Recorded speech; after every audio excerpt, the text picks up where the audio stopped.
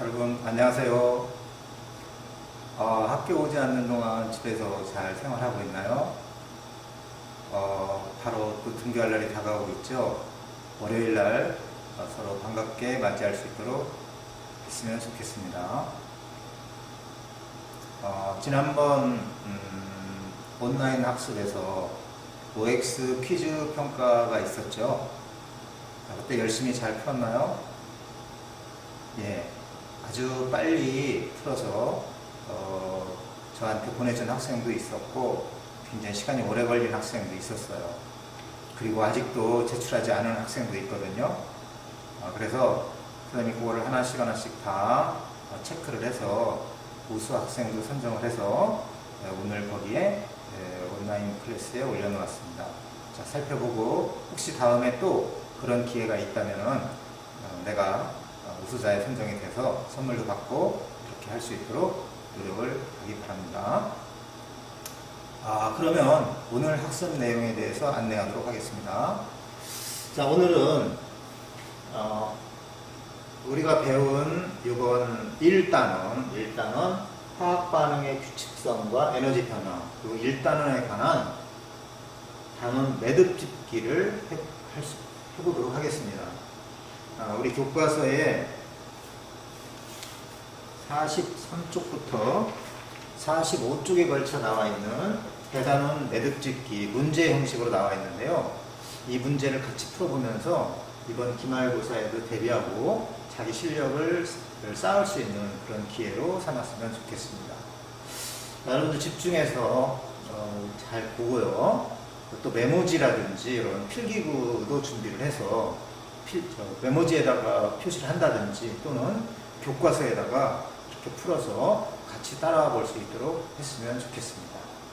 자, 오늘은 이 풀이 내용을 별도로 선생님한테 제출하거나 그러는 건 없으니까 잘 보고 시험에 대비하는 그런 실력 쌓기 문제라고 생각을 하고 열심히 풀어줬으면 좋겠네요.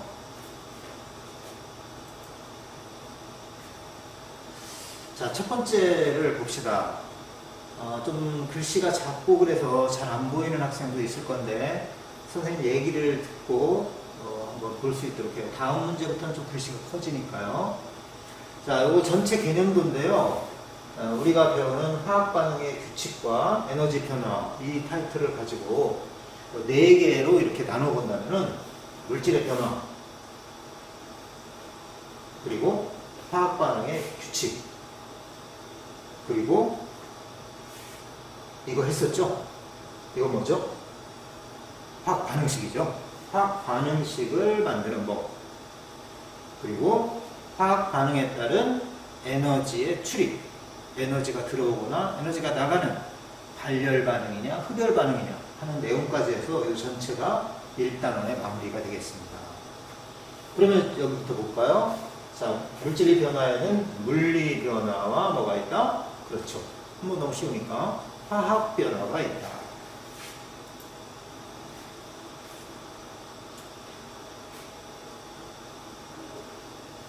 자, 다음에 화학 반응식을 만들기 위해서는 이러한 원소 기호를 꼭 알고 있어야 되고 원소 기호를 이용해서 나타낸 화학식 몇 가지는 반드시 외우고 있어야 되죠. 내가 아마 한 10가지 정도를 외우라고 이렇게 얘기를 했었고 그걸 이용해서 수행평가도 했으니까 여러분들이 잘 알고 있을 거라고 봐요. 그래서 여기에 들어갈 거는 화학 반응식을 만들 줄 알아야 됩니다. 화학 반응식. 그러면 이렇게 이제 화학 반응식을 완성해서 이거를 우리가 이제 분석해 볼 수가 있어야 되겠죠. 그래서 여기 나와 있는 이 화학 반응식은 질소하고 수소가 반응을 해서 질소, 수소하고는 전혀 새로운 성질을 갖는 물질인 암모니아가 만들어지는 이런 과정을 나타내는 식이죠. 그래서 여기에 들어갈 것은 바로 개수비 1대 3대 2가 의미하는 건 무엇이냐? 센스 있는 사람 빨리 나올 수가 있어요. 개수비하고 일치하는 것은 맞습니다. 바로 기체의 부피비, 또 어떤 숫자의 비? 분자수의 비가 되겠죠. 분자수의 비. 질량비는 될까요, 안 될까요? 질량비하고 계수비하고는 일치하지 않죠. 자, 이렇게 해서 우리가 살펴볼 때 이런 화학 반응이 일어날 때는 규칙성이 있다는 것도 찾아볼 수가 있었어요. 그 규칙성 3가지가 있었죠. 질량에 관한 규칙 2개. 그리고 또 하나? 맞아요. 또 하나는 기체의 경우에 부피 사이에도 어떤 규칙성을 가지고 있다. 그래서 그 이름이 바로 뭡니까? 질량에 관한 거, 질량이 변하지 않는다는 질량 보존의 법칙, 그리고 또 각 성분의 질량의 비는 일정하다는 일정 성분비의 법칙,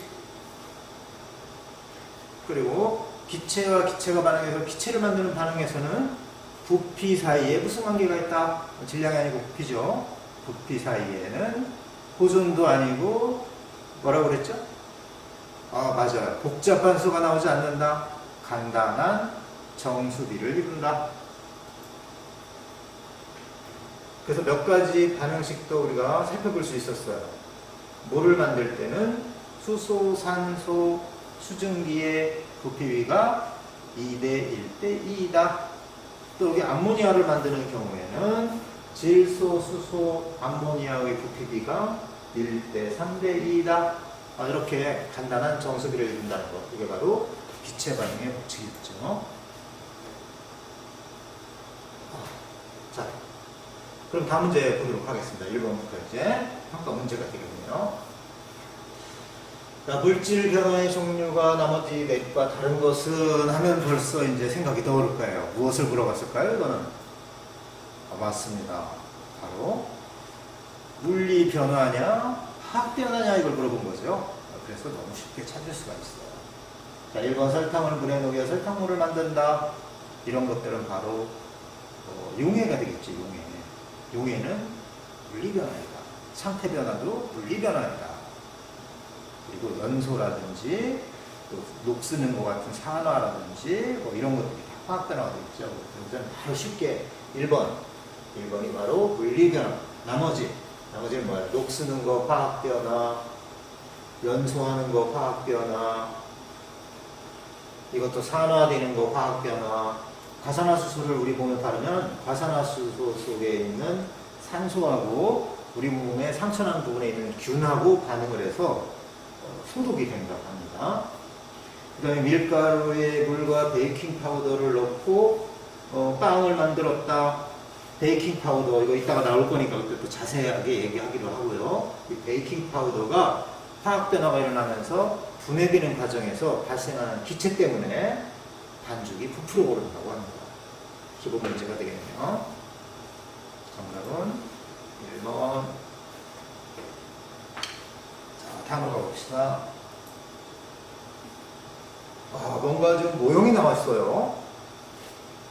뭐 이렇게 방울토마토처럼 생기기도 했는데, 보니까 이거는 물을 나타내는 분자의 모형이 되겠네요. 물 분자의 모형이고, 물 분자는 산소 하나에 수소 2개의 원자로 구성된 그런 형태를 취하고 있다. 자, 물 분자가 여기는 어떻게 있나요? 분자가 멀리 떨어져 있죠. 여기는 어떻게 되어 있나요? 분자가 가까워지면서 분자의 모양이 바뀌진 않았죠. 분자는 그대로이면서 간격만 바뀌었어요. 즉 분자의 배열만 바뀌었다. 그 다음에 이쪽으로 넘어올 때는 어떻게 되었나요? 물이 아니네요. 이거는 산소가 2개씩 짝을 이루고 있고 수소가 2개씩 짝을 이루고 있네요. 원자의 배열이 바뀌어버렸네요. 이제 원자의 배열이 바뀌면서 새로운 분자가 됐어요. 새로운 물질로 바뀌었어요. 그래서 이러한 변화는 화학 변화, 이러한 변화는 물리 변화, 이렇게 얘기할 수 있겠죠. 그래서 가는 물리 변화, 나는 화학 변화.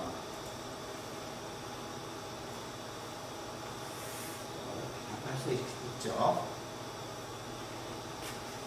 자, 다음을 보도록 하겠습니다. 다음은 질소 비료의 원료가 되는 어려운 말이 나와요. 비료도 나오고, 비료는 농작물에다 뿌려주면 농작물이 잘 자라는 그런 화학 물질이 되겠죠. 예전에는 질소 비료가 없었다고 해요. 그래서 1900년대 이전에는 이 질소 비료가 없어서 땅에다 농사를 지을 때 땅이 메마르면은 수확량이 적어졌다고 그래요. 그래서 어려움을 겪었었는데 19세기, 20세기, 1900년도 이상 이렇게 오면서 지구상에는 인구가 굉장히 많이 늘었는데 농산물의 수확량은 늘지 않고 하니까 굉장히 식량난의 어려움을 겪었다고 해요. 그래서 이때 어떤 과학자가 이러한 원리로 질소 비료를 대량으로 생산하는 방법을 고안해서 생산량을 크게 증대하는 데 기여를 했다고 해요. 한번 자세하게 봅시다. 이름도 나오네요. 하버, 독일 사람인데 유태인이라고 해요. 하버는 이 공로를 인정받아서 노벨 화학상을 받았다.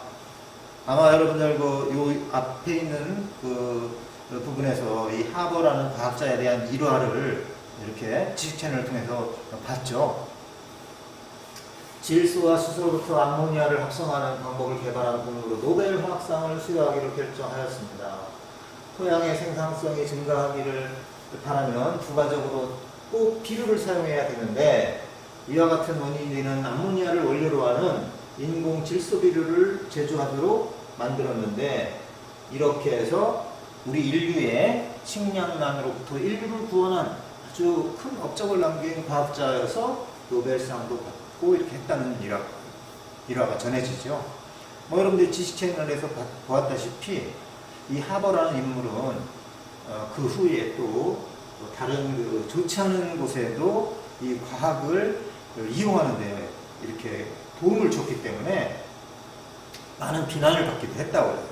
그래서 독가스를 개발하는 데 참여를 해서 염소가스라는 독가스를 개발해가지고 1차 세계대전 당시에 프랑스하고 독일이 전쟁을 할 때 이 전쟁터에서 화학무기인 독가스를 살포해서 프랑스 군대를 무찌르는데 큰 역할을 해서 전쟁 영웅으로 칭송을 받기도 했지만 많은 사람들한테는 대량 살상 무기인 그러한 화학무기를 개발하는 것을 반대하는 그런 사람들에게서 많은 비난을 받기도 하고 이렇게 했다는 일화가 있습니다. 그래서 이 하버라는 사람의 부인은 자기 남편이 이렇게 많은 사람을 죽일 수 있는 이런 무기를 개발하는 것에 만류를 하고 또 간청을 했지만 결국에는 들어주질 않고 나는 독일에 충성을 해야 되기 때문에 이 독일이 다른 나라와의 전쟁에서 지는 거는 볼 수가 없다. 나는 나라에 충성을 해야 된다라는 그런 생각으로 이 사람은 사람을 많이 죽일 수 있는 독가스임에도 불구하고 아내가 말리는 것도 마다하고 계속 고집을 피웠다고 해요. 그래서 결국은 그 아내는 스스로 목숨을 끊는 자살을 선택했다는 이런 일화도 전해집니다. 자, 그럼 문제로 들어가서 가의 반응을 화학 반응식으로 나타내보자. 우리가 많이 했던 거죠. 바로 수소와 질소와 암모니아가 만들어지는 화학 반응식이 되겠어요. 그래서 다음과 같이 이렇게 얇은 내용이죠. 이렇게 정리하게 됩니다. 3대 1대 2의 부피 비로 분자수의 비로 반응을 한다. 그래서 수소기체와 질소기체를 모아서 질소기체는 공기 중에 다량이 존재하죠. 다량이 존재하는 질소기체를 모으고 수소기체를 또 천연가스를 비롯한 다른 방법으로 모아서 이거 두 개를 500기압 이상의 높은 압력으로 이렇게 가한 다음에 거기다가 큰 에너지를 주게 되면은 이렇게 암모니아가 합성되는 이 방법을 처음으로 구현했다고 합니다. 다음 문제로 갈게요.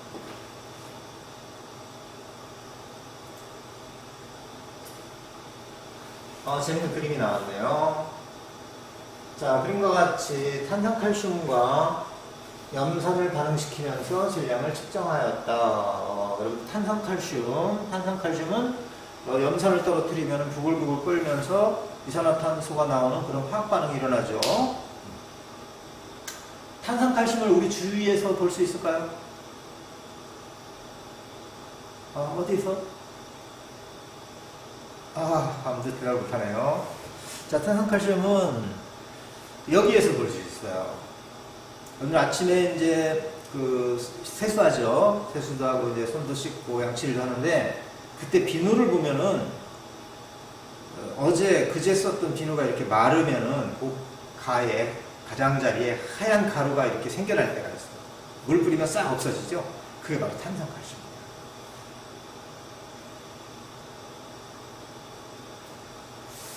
자, 봅시다. 탄산칼슘을 여기서는 이제 마개를 꽉 막았죠. 마개를 꽉 막고 탄산칼슘하고 염산을 두 개를 이렇게 지금 현재는 섞지 않은 상태, 반응이 일어나기 전 상태로 질량이 몇 g인가를 측정을 하고, 그 다음에 이걸 이제 거꾸로 세우네요. 그러면 여기서 염산이 흘러나오겠죠. 액체니까.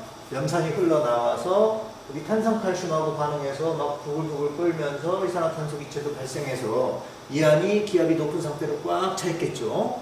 이런 상태로 질량을 잰 다음에, 자, 이번에는 또다시 똑바로 세우고 마개를 이렇게 열었어요. 그럼 어떤 일이 일어날까요? 이때 이 안에 굉장히 높은 기압으로 밀집되어 있던 이산화탄소 기체가 샥 빠져나가는 현상이 나타나겠죠. 그렇죠? 이렇게 실험을 했을 때 이들 사이에 어떤 게 무거운지 질량을 나타내고 그 까닭을 설명해보자. 뭐 여러분들 너무 이렇게 아까 처음에 그림 봤을 때는 뭐 어렵지 않을까 생각했었는데 너무나 기본 문제가 되겠죠. 질량이 부수면 된다. 그래서 도망가지 않았을 때, 기체로 도망가지 않았을 때의 질량은 화학 반응이 일어나도 변하지 않으니까 가와 나는 질량의 변화가 없고, 다의 경우에는 발생된 생성물이 날아가 버렸기 때문에 가벼워진다. 이렇게 할 수 있습니다. 자, 이러한 결과가 나오겠죠.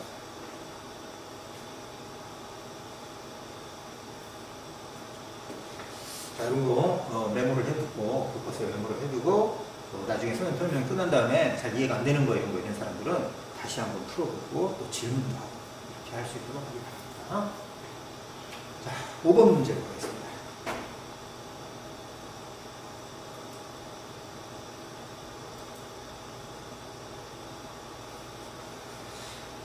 그래프가 나왔어요. 실험을 한 그 결과를 나타내는 그래프가 되겠죠. 자, 어떤 실험인가 볼까요? 구리를 불 붙여가지고 연소시킨다니까 구리가 검은 색깔의 다른 물질인 산화구리로 바뀌어가는 화학 반응을 한번 분석을 해봤다. 질량을 재본 것 같아요. 그래서 구리 질량을 0.5g을 연소시켜보고 1g을 연소시켜보고 1.5g을 연소시켰을 때 새로 만들어진 산화구리 질량이 얼마인가를 한번 나타내서 이들 사이의 관계를 그래프로 나타내봤어요. 그랬더니 어떤 관계를 이루나요? 맞아요. 원점을 지나는 직선이니까 이거는 바로 비례 관계를 나타내는 거죠. 그럼 여기서 한번 봅시다. 산화구리를 이루는 원소의 질량비를 써보자. 자, 산화구리는 구리하고 산소로 이루어져 있죠. 그럼 구리하고 산소로 이루어져 있기 때문에 이렇게 구할 수가 있을 것 같아요. 자, 풀이 과정을 먼저 봅시다. 그래서 여기 딱 만난 점을 찾는 게 좋아요. 이런 데는 애매하니까. 여기가 딱 만난 점이죠. 그래서 2g의 구리를 연소시키니까 2.5g의 산화구리가 생성되었다. 그럼 이때 사용되어진 산소는 얼마일까요? 바로 산화구리에서 구리의 질량을 뺀 0.5g의 산소가 이 화학 반응에 참여를 했기 때문에 바로 구리 대 산소의 질량비는 얼마냐? 요게 구리. 요거는 산화구리니까 이것 대 이거 하면 안 돼요. 요게 구리. 요게 산화구리. 요 놈이 산소. 그러니까 구리 대 산소는 구리 대 산소 이렇게 되겠죠. 그래서 이거는 4대 1이 됩니다. 자, 이와 비슷한 문제 더 이렇게 풀어볼 수 있도록 하세요.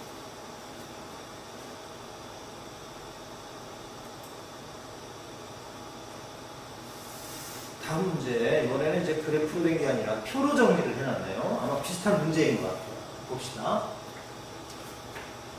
자, 수소와 산소가 반응하면 이제 수증기, 물이 되죠, 물이 된다. 이때 실험을 2번 했는데, 첫 번째에서는 수소 1.5g, 산소 12.5g을 넣어가지고 화학 반응을 시켜서 물을 만들었는데, 보니까 아직도 반응하지 않고 남는 게 있더라는 거예요. 산소 0.5가 남았다. 그럼 반응한 거는 수소 1.5, 산소 12.0. 이게 몇 대 몇이에요? 1.5 대 12. 계산해 봅시다. 1.5 대 12. 그러네. 8이네, 8. 1대 8. 1대 8. 그러니까 여기 이제 두 번째 실험을 해도 수소와 산소는 1대 8로 반응하는 일정 성분비의 법칙을 가지고 있기 때문에 이거 두 개도 1대 8이어야 된다. 그럼 이게 1이면은 산소가 얼마큼 있어야 돼요? 8배는 24g 있어야 되니까 부족하죠. 그럼 이게 8이면은 수소는 얼마큼 있으면 되나요? 산소의 8분의 1만 있으면 되니까 2g만 있으면 되죠. 그러니까 이렇게 반응시킨다면 이때는 산소가 남는 게 아니라 산소는 모두 반응에 참여하고 수소 2g만 필요하기 때문에 1g의 산소가 남는다. 이렇게 얘기할 수 있겠죠. 그래서 여기서 반응하지 않고 남는 기체의 종류와 질량은 이때는 남는 게 수소이고 그 양은 1g이다. 이렇게 풀 수 있겠죠.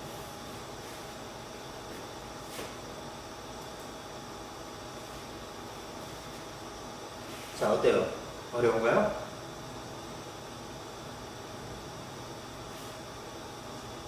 넘어갑시다. 7번 문제요.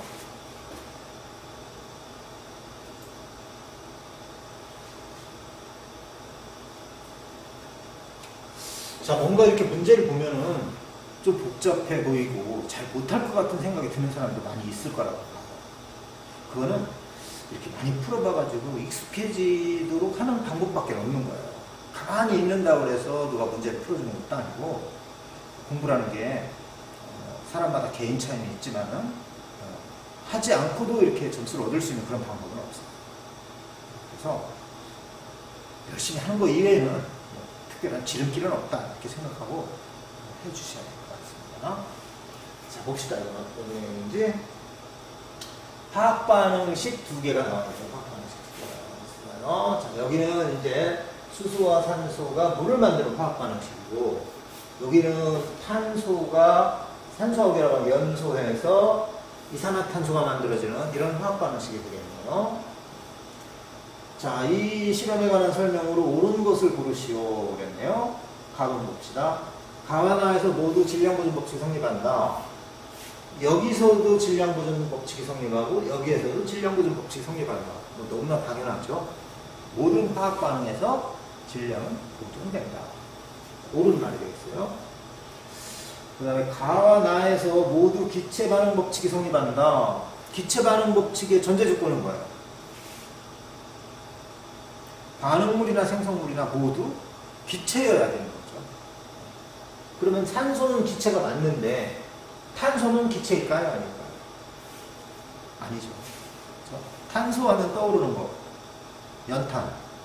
또 여러분들 공부할 때 쓰는 필기구, 연필심. 이런 검은색으로 띄고 있는 거.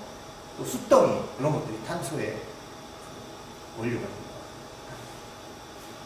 니은은 옳지 않은 말이 되겠네요. 가에서 A 플러스 B는 4이다. 기체 반응 법칙에 의해서 물이 만들어질 때는 2대 1대 2가 된다고 그랬죠.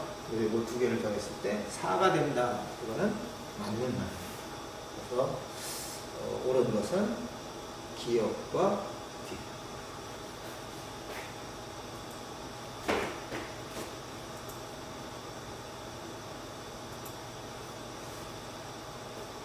같이 설명해 주세요.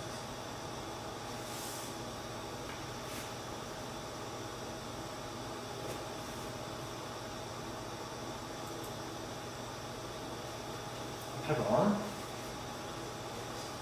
우리 주변에서 일어나는 다양한 그런 화학 반응식이다. 이 화학 반응식을 구분을 해봤어요. 두 가지로. 어떤 규칙에 의해서 구분을 해봤는데, 이거를 구분하는 기준, 규칙적인 걸로 구분하는 기준은 무엇인지 한번 설명해보자. 이렇게 되어 있네요. 그냥 봐서는 이게 도대체 무슨 말인지를 모르는 사람도 있을 것 같아요. 봅시다.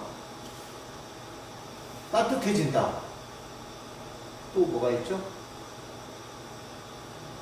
무엇에 이용된다? 도시락에 이용된다. 발열 도시락에 이용된다. 뭔가 열과 관련된 그런 내용이 되겠죠? 즉 에너지에 관련된 내용이에요. 그래서 화학 반응이 일어날 때 에너지가 발생되느냐, 에너지를 방출하느냐, 에너지를 흡수하느냐, 이런 내용일 것 같은 그런 생각이 들죠. 그래서 여러분들이 먼저 학습을 했던 거와 마찬가지로 화학 변화가 일어날 때 에너지를 방출하는 그런 경우하고 에너지를 흡수하는 경우 두 가지 기준으로 여기 있는 네 개의 화학 반응을 이렇게 분류를 했다 이렇게 볼 수가 있어요. 자, 그러면 어떤 게 에너지를 방출하는 거고 어떤 게 에너지를 흡수하는 걸까요?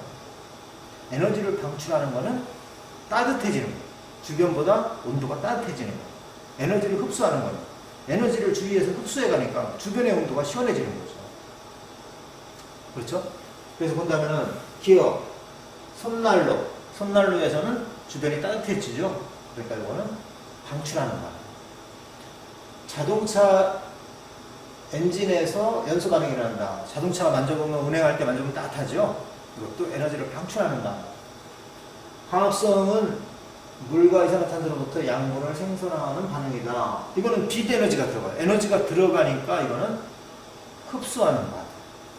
그러니까 이것도 따뜻한 발열 도시락이기 때문에 에너지를 방출하는 반응. 그래서 기역, 니은, 리을이 에너지를 방출하는 반응, 디귿번이 에너지를 흡수하는 반응이다. 이렇게 구분할 수가 있고 조금 이게 생각을 좀 많이 해야 되는 그런 난이도가 있는 이런 문제라고 볼 수가 있어요.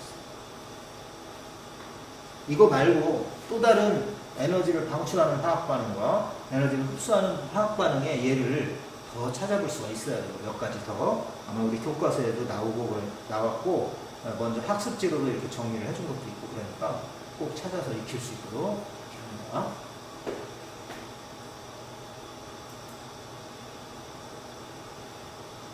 발열반응, 나는 흡수가. 이거 잘못됐네요. 나번도 아니죠. 기억니은이죠. 그러니까 가가 바로 기억니은 니은이죠. 가가 에너지를 방출하는 거는 나가 에너지를 흡수하는 거다.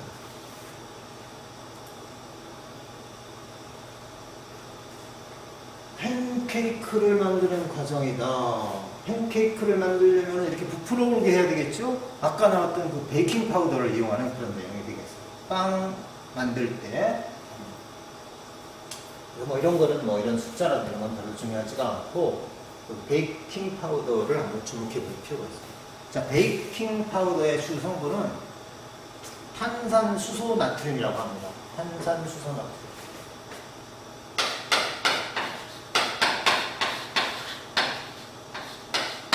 탄산수소 나트륨은 탄산나트륨,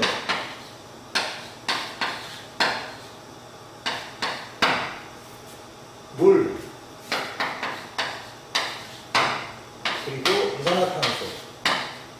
열을 가하면 탄산수소 나트륨은 이렇게 분해되는 이런 성질을 가지고 있어서 이거 이제 반응식 개수를 맞춰보면 일단 2를 붙이고 하면 맞다고 해요.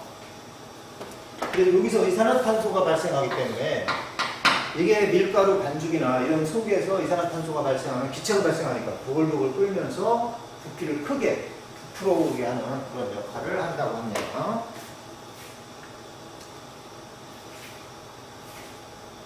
그래서 이 반죽 속에다가 베이킹 파우더를 넣고 가열을 하게 되면 열에 의해서 분해가 일어나서 이산화탄소가 발생하는 과정에서 이거를 부풀어 오르게 해서 커다랗게 부풀어 오른 상태에 맛있는 그러한 팬케이크를 만들 수가 있다고 해요. 자, 문제 봅시다. 실수로 베이킹 파우더를 넣지 않았더니 과정상과 같이 이렇게 가열을 해도 부풀어 오르지도 않고 기포도 생기지 않았다. 왜 그랬을까? 당연히 베이킹 파우더는 열에 의해서 분해되는 성질을 가지고 있는데 그때 베이킹 파우더가 들어가 있지 않으니까 그런 현상이 나타난 것이죠. 우리가 이렇게 정리를 해봤어요. 베이킹 파우더에는 탄산수소 나트륨이 들어있어서 가열하면 분해되면서 이산화탄소가 발생하기 때문에 부풀어 오르게 된다. 그렇지만 베이킹 파우더를 넣지 않고 실수로 넣지 않았다면 반응이 일어나지 않기 때문에 반죽이 부풀어 오르거나 기포가 당연히 발생하지 않게 됩니다. 이런 것도 하나의 우리가 요즘에서 학습하고 있는 화학 반응을 이용한 그런 생활 속의 지혜다, 이렇게 볼 수가 있겠네요.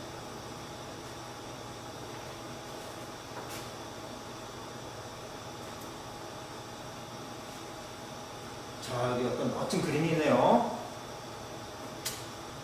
열화상 카메라로 찍은 사진이다.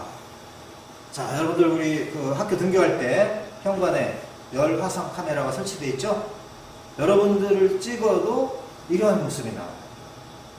온도가 높은 물체는 이렇게 빨간색 쪽으로, 온도가 낮은 물체는 푸른색이나 검은색 쪽으로 이렇게 색으로 구현이 되게끔 만들어진 카메라가 바로 열화상 카메라입니다. 그러니까 보통의 카메라, 지금 선생님이 수업하는 장면을 앞에 있는 카메라가 찍고 있거든요. 저런 카메라는 이런 가시광선, 눈에 보이는 가시광선을 찍는 거고, 이 열화상 카메라는 눈에 보이지 않는 열이 높으냐 열이 낮으냐를 형상으로 시각화해서 찍는 카메라가 바로 열화상 카메라입니다. 그래서 보통의 어떤 이러한 가시광선을 찍는 카메라보다는 훨씬 고가이고 또 귀한 그런 카메라가 되겠죠. 이걸 찍어보니까 여기는 온도가 높은 걸 볼 수가 있고 여기는 온도가 낮은 걸 볼 수가 있어요. 그럼 간은 어떤 시험인가 한번 봅시다. 간은 염산과 아연이 반응하고 있는 비커이고, 나는 수산화 바륨과 염화 암모늄이 반응하고 있는 비커이다. 굉장히 막 들어보지도 못한 그런 반응이 나오네요. 그래서 이 문제를 통해서 여러분들이 익혀줬으면 해요. 자, 염산과 아연이 반응하면 어떻게 되느냐? 염산, 아연 반응하면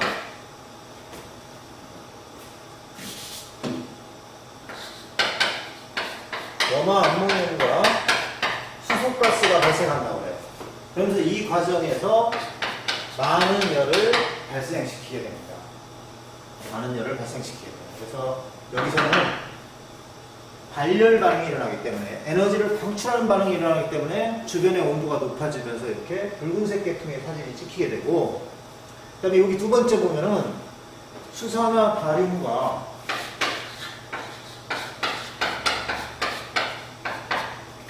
염화 암모늄이 반응하면 어떻게 되느냐?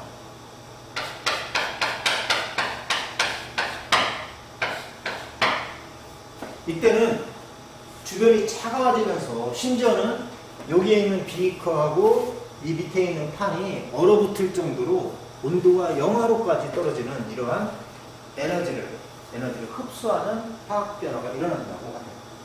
그래서 이때는 염화 바륨과 수산화 암모늄이 생성되는 이러한 변화가 나타나게 됩니다.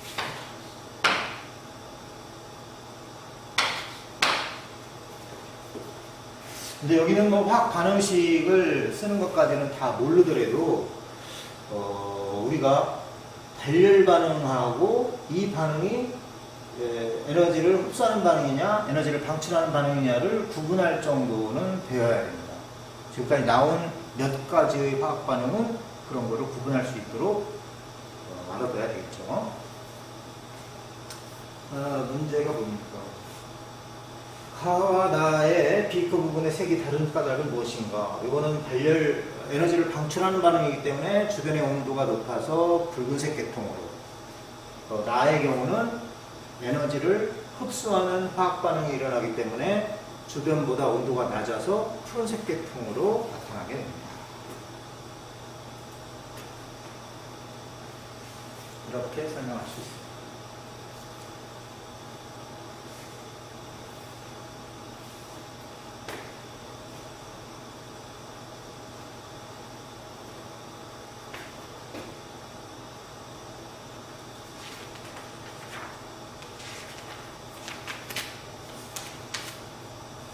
자, 그럼 지금까지 달려왔는데 이제 마지막 문제 11번 문제가 나왔네요. 문제가 길어요. 아주 어려워요. 이렇게 긴 문제 읽어보지도 않고 포기하는 사람 있죠? 그럼 절대 안 돼요. 문제가 길다고 어려운 건 아니에요. 그래서 핵심을 파악해서 무엇을 물어보는지 그거를 캐치를 해야 되겠죠. 봅시다. 18세기 초, 한 200 내지 300년 전이네요. 물질이 불에 탈 때 일어나는 질량 변화에 관한 과학자들의 주장이다. 그래서 그때 당시는 물질이 불에 타는 게 도대체 무엇이 어떻게 되는가를 잘 모르던 시대였어요. 그걸 막 찾아 나가던 시대였어요. 그래서 과학자들이 이렇게 주장을 했어요. 어떤 과학자는 이렇게 주장을 하고 어떤 과학자들은 이렇게 실험을 해보고. 그리고 여기 있는 것 중에는 잘못된 주장도 있어요. 그래서 나중에 수정되어서 정확히 물질이 불에 타는 거는 바로 이런 거다라는 걸 알아내기 위한 그런 탐구 과정에서 가설이 잘못된 것도 있고 또는 잘못 예상한 거 이런 것들도 있을 수가 있겠죠. 나는 라부아지에 질량보존 법칙을 발견한 사람이죠. 이 라부아지의 실험에 관한 것이고, 다는 그가 한 실험 중에 하나, 수은을 가지고 실험을 한 모양이에요. 수은을 가지고 실험할 때의 결과를 이렇게 나타낸 것이다. 그러면 나와 다에 제시된 내용을 이용하여 가의 주장을 반박하는 가설과 실험 방법을 제안해보자. 가부터 봅시다. 이 과학자는 뭐라고 주장을 했나? 종이, 숯 등이 불에 타는 것은 모든 물질 속에 플로지스톤이라는 게 들어있어서 불에 타면은 질량이 줄어드는 건 왜냐? 가벼워지는 건 왜 그러냐? 플로지스톤이, 들어있던 플로지스톤이 빠져나가기 때문이다 라고 주장을 했다고 해요. 그런데 결론적으로 해서 지금은 이 주장은 잘못된 것으로 판명이 났다. 지금은 왜 그렇죠? 질량이 줄어드는 게? 종이가 탄다, 양초가 탄다, 질량이 줄어드는 거는 바로 공기 중에 있는 산소하고 화학 반응이 일어나면서 기체가 발생하기 때문이죠. 그래서 기체가 날아가기 때문에 그런 거지, 기체를 꽉 모아서 밀폐된 속에서 실험하면 질량 보존 법칙이 성립한다는 거죠. 그런 걸 모르던 시대에 이러한 주장을 한 과학자도 있었다. 그다음에 라부아지에는 이런 주장이 잘못이고 새롭게 이렇게 실험을 통해서 이 사람을 확인을 하고자 노력했던 과학자예요. 0.001g의 단위까지 측정할 수 있는 정밀한 그런 저울을 이용해서 기체가 발생하는 게 도망가지 못하도록 꽉 막아놓고 반응시킬 수 있는 그런 장치를 이용했다. 그래서 이제 실험은 어떻게 되냐? 수은을 공기 중에서 가열하면은 공기 중에 있는 산소하고 수은이 결합하고, 불이를 가열하면 산화불이가 되고 마그네슘을 가열하면 산화마그네슘이 되듯이, 이때 당시에는 마그네슘 같은 걸 구하기가 어려웠던 것 같아요. 그래서 비교적 흔하게 구할 수 있는 금속 수은을 가열하면 산소하고 반응해서 산화수은이 된다. 이 산화수은은 좀 붉은색을 띠고 있어요. 이 생성된 산화수은을 가열하면 다시 수은과 산소로 분해된다. 이런 과정을 겪으면서 가열하기 전 산화수은의 질량하고 가열하는 후에 생긴 가열하기 전 수은의 질량하고 가열하고 난 후에 생긴 산화수은의 질량을 재서 차이가 나는지를 알아보고, 그 차이와 그 안에 들어있던 산소, 줄어든 산소의 질량하고 비교를 해서 이게 비슷하다는 것을 그 사람은 찾아냄으로써 질량 보존 법칙을 주장을 하고 완성시킬 수 있는 이런 근거를 마련하게 되었다고 합니다. 그래서 가의 주장을 반박하는 가설과 실험 방법을 제안해보자 했죠? 이렇게 하면 될 것 같아요. 이거는 답이 딱 하나 있는 건 아니죠. 연소는 산화 반응하는 화학 변화로 연소가 일어날 때 산소와 결합하는 거죠. 연소라 불에 탄다는 거는